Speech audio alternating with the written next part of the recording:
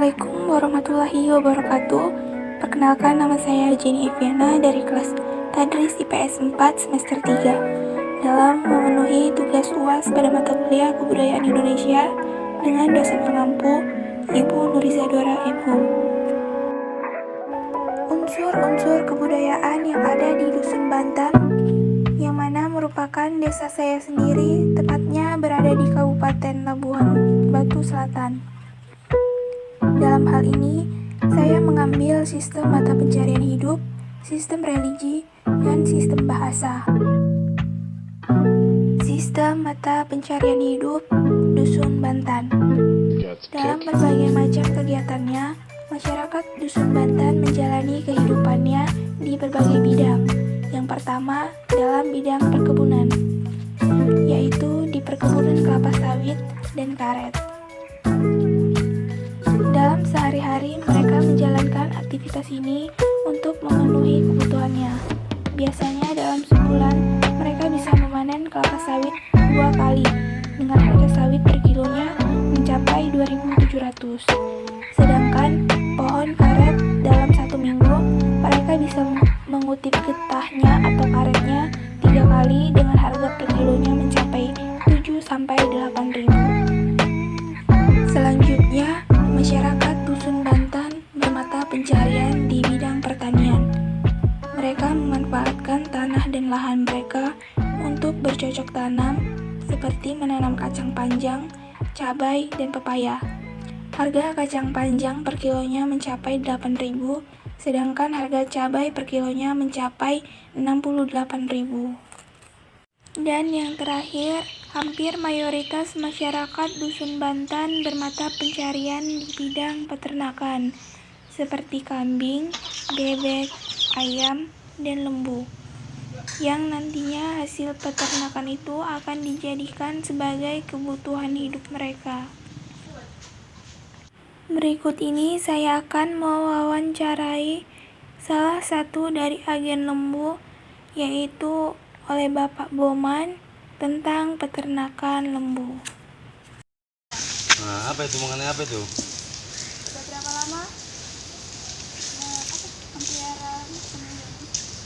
Kurang lebih ya udah ada 3 tahunan ini. Kalau dari makan, selain rumput dikasih makan apa lagi? Ada segi dari tambahan makan selain rumput, kita konsumsikan jenis apa ini? Namanya solid. 5 dari kelapa sawit, solid ya, solid. Itu untuk bahan tambahan makan malam. Kalau untuk perawatannya? Ya perawatannya kita harus kandangnya harus bersih, ya. Minumnya pun harus cukup supaya hasil dari nantinya lembu ini biar bagus-bagus. Ini harga jual lembu 1 ekornya berapa? Tergantung dari segi fisik lembunya. Ini mah kalau yang kecil ya ringan, kalau yang besar ya mahal, kan gitu. Tergantung dari besar kecilnya lembu. Kalau yang besar gitu berapa? Kalau macam om ini beli dalam waktu itu dia posisi induk bunting muda, kiranya sebesar itu 15 juta. Posisi bunting. Karena ini jenis-jenis agak super juga ini, jenis lembu super.